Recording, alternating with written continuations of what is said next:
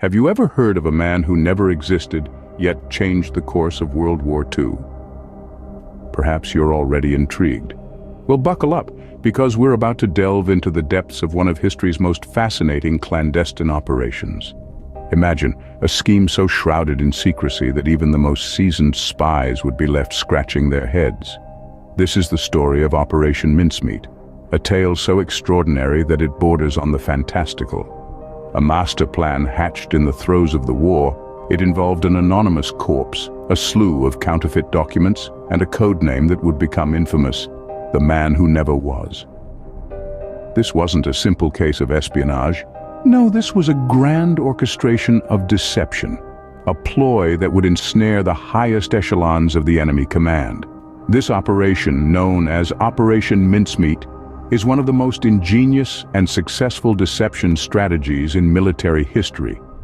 Now, let's delve into the heart of Operation Mincemeat. This ingenious yet macabre plan was all about misdirection. Picture a grand chess game where the British intelligence were the players and the stage was World War II. The goal? To mislead the Nazis about the Allies' next move, specifically their planned invasion of southern Europe. Operation Mincemeat was the brainchild of the British intelligence. The idea was to use a corpse as a messenger, a silent carrier of false information intended to throw the enemy off the scent.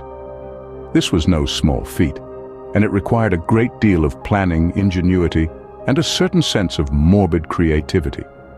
Now you might be wondering, why a dead body? Well, the British intelligence believed that a dead man would make for the perfect courier.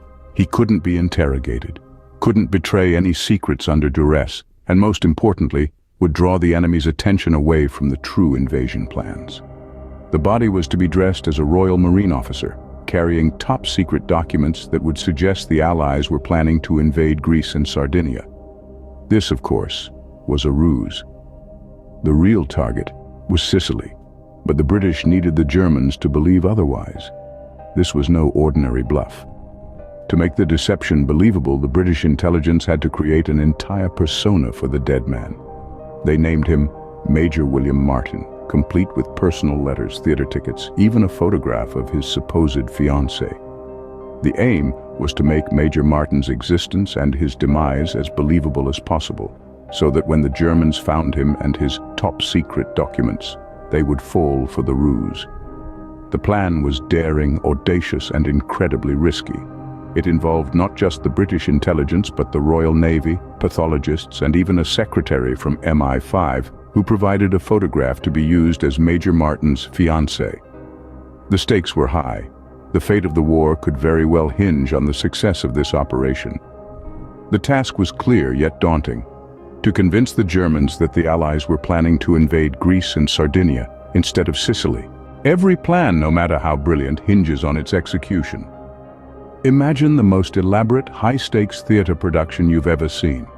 Now multiply that by 1,000, and you might just begin to grasp the sheer complexity of preparing for Operation Mincemeat. The first task was to find a suitable body. The British intelligence scoured the morgues, looking for a man who'd passed away from pneumonia. Why pneumonia, you ask? Because the fluid in the lungs would mimic the effects of drowning, lending credibility to the story of a man lost at sea. Once the body was procured, it was time to breathe life into his false identity. The man was christened Major William Martin, a name as ordinary as the extraordinary ruse it was part of. Every detail was meticulously crafted, right down to the theater tickets and love letters found in his pockets. These personal items were designed to sell the illusion, to make Major Martin more than just a name on a piece of paper, but a man with a life, a history, a story. Then came the official documents. They were expertly forged with all the right stamps and signatures and tucked away in a briefcase chained to Major Martin's wrist. These were the bait, the nuggets of false intelligence designed to mislead the Germans. But it wasn't enough to merely create Major Martin, they had to preserve him too. The body was stored in a specially designed canister filled with dry ice to slow down decomposition. This was crucial, as the body had to be found before it decayed beyond recognition. Finally, It was time for Major Martin to embark on his final journey. The body was quietly released into the sea off the coast of Spain, left to the mercy of the currents and the keen eyes of the German spies. With the stage set, the body was released into the sea off the coast of Spain. The carefully crafted deception was now at the mercy of chance. As fate would have it, a Spanish fisherman out on an early morning trawl spotted the body floating in the water. Unaware of the gravity of his find, he alerted the local authorities. The body, dressed in a Royal Marines uniform, carried a briefcase chained to its wrist. Inside were seemingly important military documents. The Spanish officials, bound by the neutrality Spain had maintained during the Second World War, had a conundrum on their hands. Should they return the body and its attached briefcase to the British without inspection, or allow curiosity to prevail? The decision was made to examine the contents of the briefcase. The documents were carefully removed, dried, and examined. They contained detailed plans for an Allied invasion of Sardinia and Greece, an operation which, if true, would divert a significant portion of the German forces away from the real target, Sicily. Once the Spanish had taken a good look, the British were informed. A naval attaché was sent to retrieve the body and the documents, feigning anger at their illegal inspection. The Spanish, playing their part to perfection, apologized profusely for their indiscretion.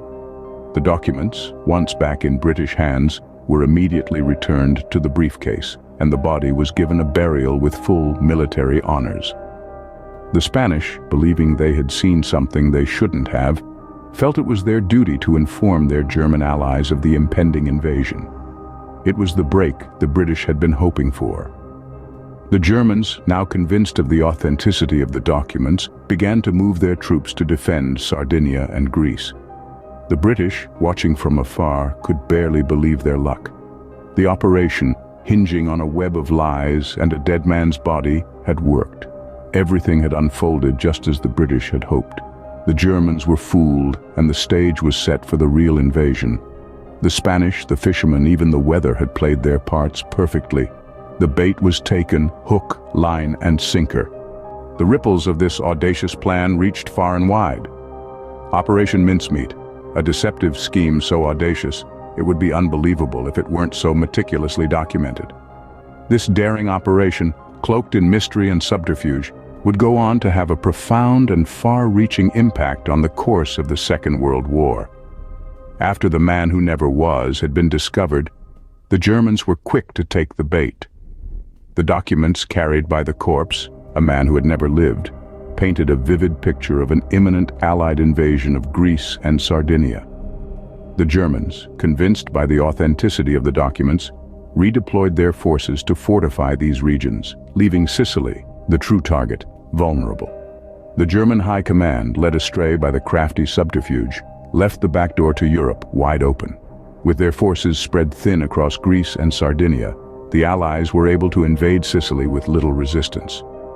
This was the beginning of the end for the Axis powers in Europe. The invasion of Sicily, codenamed Operation Husky, marked a significant turning point in the war. The Allies, capitalizing on the Germans' misstep, established a firm foothold in Europe. The fall of Sicily led to the collapse of the fascist regime in Italy, and Benito Mussolini, the man who had allied Italy with Nazi Germany, was ousted from power.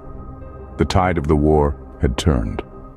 Operation Mincemeat was not just a masterstroke of military deception. It was a game changer.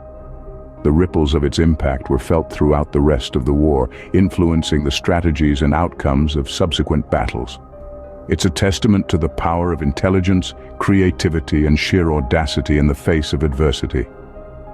Operation Mincemeat, a plan so daring and so intricate, was a resounding success, forever changing the landscape of World War II. Its legacy lives on, reminding us of the crucial role that deception and subterfuge can play in shaping the course of history. The man who never was no more. Yet, his impact would echo through the annals of time.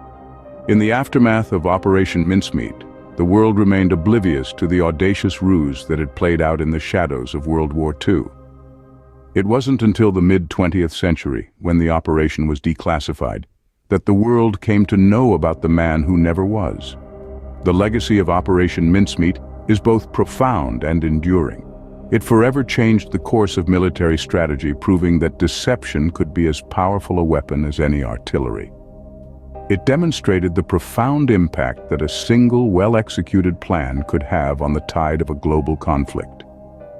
Operation Mincemeat has since been studied in military academies worldwide, a testament to the audacity and ingenuity of those involved. And so ends the tale of the man who never was, a man who never existed, yet played a pivotal role in one of history's greatest conflicts.